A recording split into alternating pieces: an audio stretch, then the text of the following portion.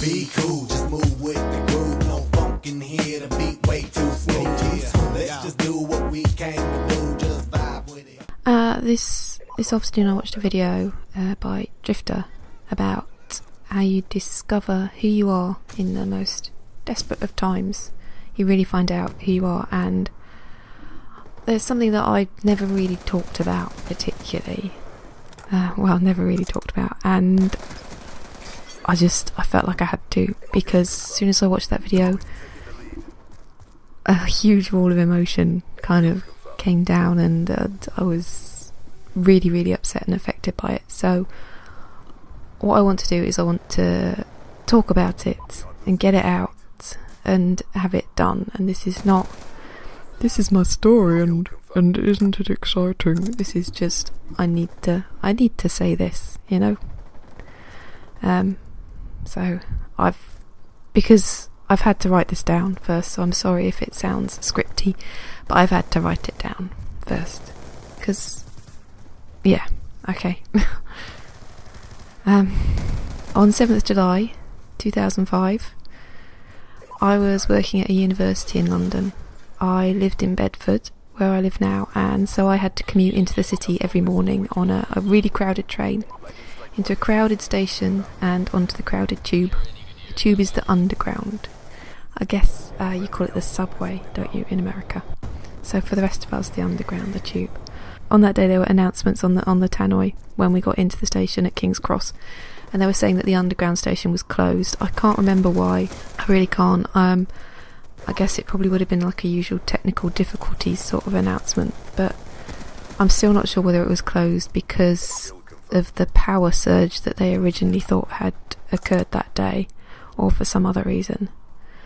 We didn't know what was going on, of course, so we all kind of scowled and made our way outside to walk to the next station, or to walk to get a bus, or to complete our journey on foot. Myself, I could walk. It would only take 15 minutes to walk instead, so I set off walking.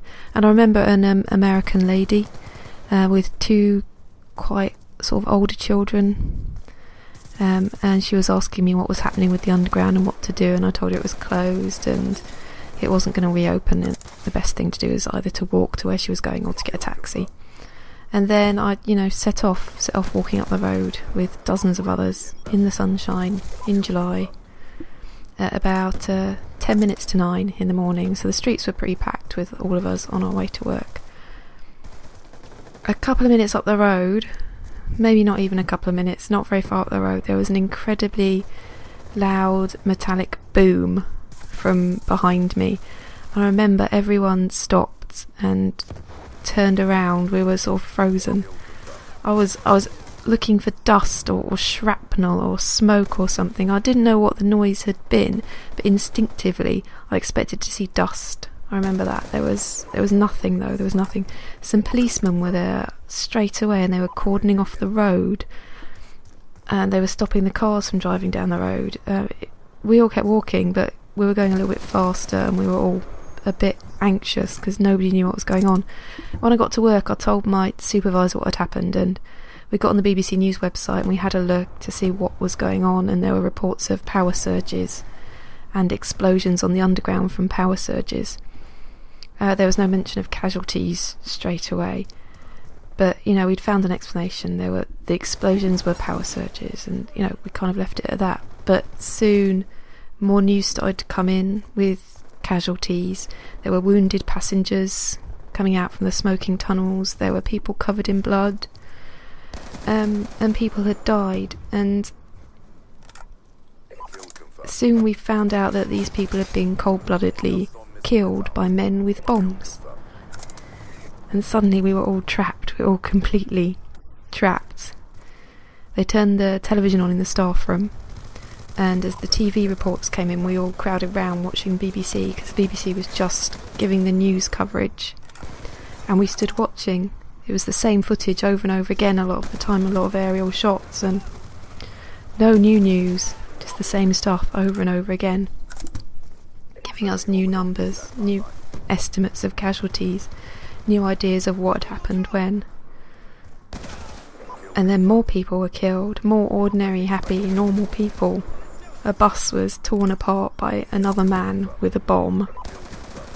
At this point there was a level of hysteria. People started crying. We didn't know what to do. We were told we were quite free to go home if we wanted. That there was no work was expected from anyone, but no one could go.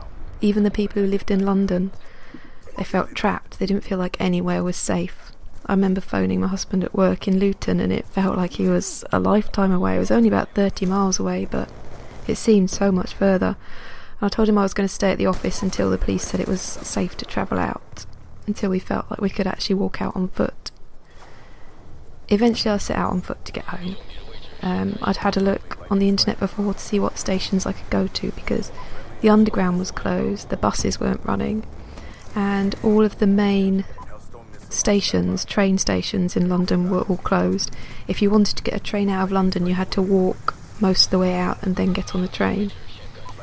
I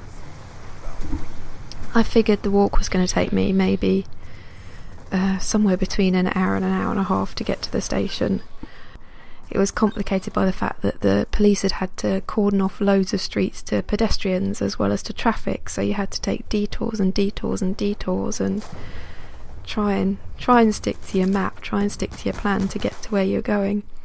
We didn't have smartphones around, we couldn't have a look on Google Maps and follow where we were going. We couldn't go on the website and check and see which stations were open.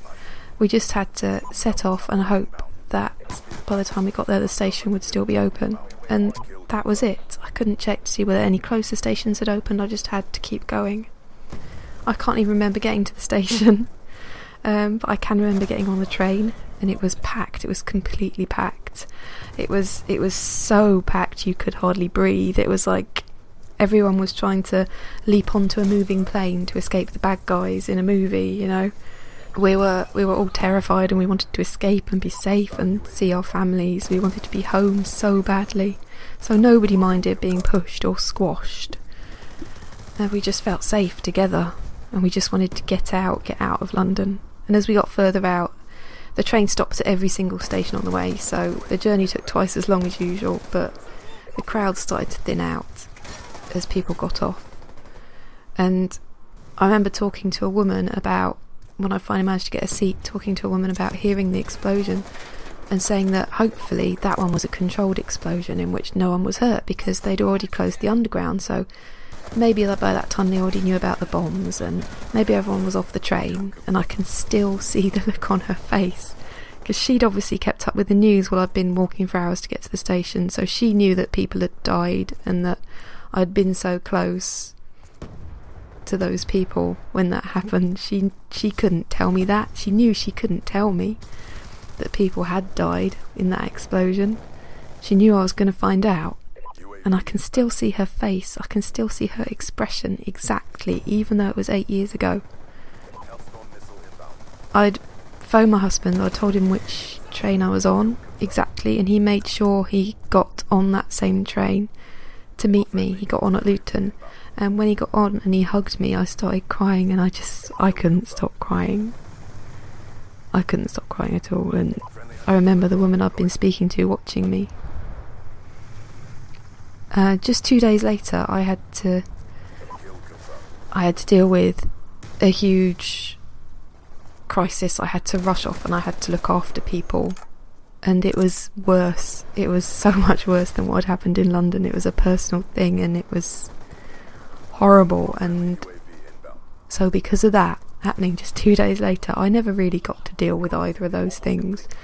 I just had to section them off, protect myself, keep myself safe, not feel things. I had nightmares off and on for weeks, obviously, because who wouldn't? We lived near the train station in Bedford, so some of my nightmares involved explosions at the train station, fire and smoke, and running for our lives. And I still can't look at the names of the men, or the boys, some of them, who killed all of these wonderful, normal, happy, innocent people, these parents and children and brothers and sisters. I can't look at their names. I can't understand what they did or feel anything for them other than despising them and thinking them cowards and murderers. They made me capable of far more anger, and a colder anger than I thought I could ever feel. And I can't see that ever changing. But what I learned about myself and about how much I care for my fellow human beings was so much more important, because I learned that 99% of people are brave and amazing people who are capable of wonderful things. Those 1%, they can't beat us, no matter what, because we won't comfort them, but we will survive them, and we will never let them control us. They think they're fighting. They're not fighting. We're fighting, and we're never going to give in.